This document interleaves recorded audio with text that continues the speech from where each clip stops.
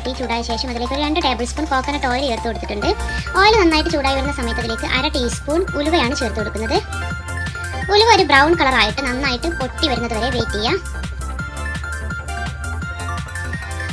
ഇനി ഇതിലേക്ക് അല്പം കറിവേപ്പില ചേർത്ത് കൊടുക്കാം. അടുത്തതായി ഇഞ്ചി വെളുത്തുള്ളിയാണ് ചേർക്കേണ്ടത്. 2 ചെറിയ പീസ് ഇഞ്ചിയും ഒരു 6 വെളുത്തുള്ളിയുടെ അല്ലിയും കൂടെ നീളത്തിൽ അരിഞ്ഞിട്ടാണ് ചേർത്തിട്ടുള്ളത്. നന്നായിട്ടൊന്ന് വഴറ്റിയെടുക്കുക. അതിനുശേഷം ഇതിലേക്ക് സവാള ചേർത്ത് കൊടുക്കാം. ഒരു മീഡിയം സൈസുള്ള ഒനിയൻ ചെറുതായിട്ട് സ്ലൈസ് ചെയ്തേക്കുന്നതാണ് ചേർത്തിട്ടുള്ളത്. ഇതോടൊപ്പം പച്ചമുളക് കൂടെ ചേർത്ത് കൊടുക്കുന്നുണ്ട്. ഞാനിവിടെ 3 പച്ചമുളകാണ് ചേർത്തിട്ടുള്ളത്. എരിവിൻ്റെ ആവശ്യാനുസരണം നിങ്ങൾക്ക് ഇതിൻ്റെ അളവ് കൂട്ടാവുന്നതാണ്. പിന്നെ അതൊരു മീഡിയം സൈസുള്ള തക്കാളി ഒന്ന് സ്ലൈസ് ചെയ്ത് ചേർത്തിട്ടുണ്ട്. അതോടൊപ്പം തന്നെ 2 ടീസ്പൂൺ ഉപ്പും കൂടെ ചേർത്തിട്ട് ഈ വെജിറ്റബിൾസ് എല്ലാം കൂടെ നന്നായിട്ടൊന്ന് വേവിച്ചെടുക്കാം. 1 മിനിറ്റ് നേരം നന്നായിട്ടൊന്ന് ഇളക്കി യോജിപ്പിച്ച ശേഷം ഒന്ന് ഒതുക്കി വെച്ചിട്ട് 2 മിനിറ്റ് നേരം ഒന്ന് അടച്ചു വെച്ച് വേവിച്ചെടുക്കണം. ഹൈ ഫ്ലെയിമിൽ തന്നെ അടച്ചു വെച്ച് 2 മിനിറ്റ് നേരം വേവിച്ചെടുക്കുമ്പോൾ ഈ വെജിറ്റബിൾസ് എല്ലാം തന്നെ ഒന്ന് വെന്ത് കിട്ടും. അപ്പോൾ ഇത് 2 മിനിറ്റ് ആയപ്പോൾ ഞാനിതൊന്ന് തുറന്ന് നോക്കുമ്പോൾ ഇത് നന്നായിട്ട് വെന്ത് വന്നിട്ടുണ്ട്. ഇനി ഇതിലേക്ക് പൗഡേഴ്സ് ചേർത്ത് കൊടുക്കാം. ഈ ഏറ്റവും ലോ ഫ്ലെയിം ആക്കി വെച്ച ശേഷം ഇതിലേക്ക് 1 ടേബിൾ സ്പൂൺ മുളക് പൊടി ചേർത്ത് കൊടുക്കാം. നല്ല എരിവുള്ള മുളക് പൊടിയാണ് ചേർത്തിട്ടുള്ളത്. പിന്നെ 1/2 ടീസ്പൂൺ മഞ്ഞൾപ്പൊടി ചേർക്കാം. 1 ടേബിൾ സ്പൂൺ മല്ലിപ്പൊടിയും കൂടെ ചേർത്ത് കൊടുക്കുക. എന്നിട്ട് ഇതിൻ്റെ റോസ്മെല്ലൊക്കെ ഒന്ന് പോകുന്നത് വരെ നന്നായിട്ടൊന്ന് ഇളക്കി കൊടുക്കുക. 1-2 മിനിറ്റ് നേരം ഇതുപോലെ ലോ ഫ്ലെയിമിൽ ഇട്ടിട്ടൊന്ന് ഇളക്കിയെടുത്തിട്ടുണ്ടെങ്കിൽ അതിൻ്റെ റോസ്മെല്ലൊക്കെ ഒന്ന് മാറി കിട്ടും.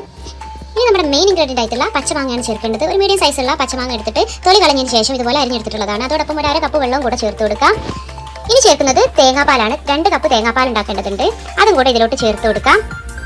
ഉപ്പ് നോക്കിയിട്ട് ആവശ്യമുണ്ടെങ്കിൽ അല്പം ഉപ്പ് കൂടെ ചേർത്ത് കൊടുക്കാം. ഞാനൊരു 1/2 ടീസ്പൂൺ ഉപ്പും കൂടെ ചേർത്തിട്ടുണ്ട്. നന്നായിട്ടൊന്ന് ഇളക്കി യോജിപ്പിച്ച ശേഷം തീ ഹൈ ഫ്ലെയിമിലാക്കി വെക്കുക. എന്നിട്ട് അടച്ചു വെച്ചിട്ട് ഒരു 2-3 മിനിറ്റ് നേരം തിളക്കുന്നവരെ ഒന്ന് വെയിറ്റ് ചെയ്യാം. അങ്ങനെ കറി നന്നായിട്ട് തിളച്ച് വന്നിട്ടുണ്ട്. ഒന്ന് തുറന്നതിന് ശേഷം നന്നായിട്ടൊന്ന് ഇളക്കി കൊടുക്കുക.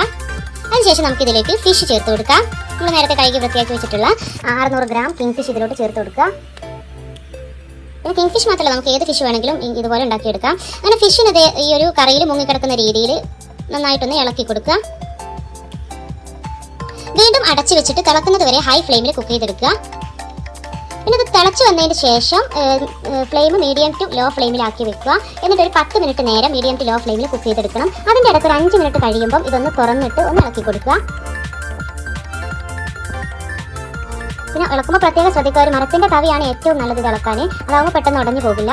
എന്നിട്ട് വീണ്ടും അടച്ചു വെച്ചിട്ട് ഒരു 5 മിനിറ്റ് നേരം കൂടെ കുക്ക് ചെയ്തെടുക്കുക. അപ്പം ഇപ്പോൾ നമ്മുടെ കറി അടിപൊളിയായിട്ടുണ്ട്. അങ്ങനെ 10 മിനിറ്റ് കഴിയുമ്പോൾ നമുക്ക് ഫ്ലെയിം ഓഫ് ചെയ്ത് കൊടുക്കാം. ചെറുതായിട്ടൊന്ന് ഇളക്കി കൊടുക്കുക. അങ്ങനത്തെ ഫ്ലെയിം ഓഫ് ചെയ്ത ശേഷം ഇതിലേക്ക് ഒരല്പം വെളിച്ചെണ്ണ തൂവി കൊടുക്കാം. ഇനി അവസാനമായിട്ട് ഒരു പിടി കറിവേപ്പില കൂടെ തൂവി കൊടുക്കുക. എന്നിട്ട് അടച്ചു വെച്ചിട്ട് 5 മുതൽ 10 മിനിറ്റ് വരെ ടേസ്റ്റ് ഒക്കെ ഒന്ന് ബാലൻസ് ചെയ്ത ശേഷം നമുക്ക് ഇതിന് സെർവ് ചെയ്യാവുന്നതാണ്.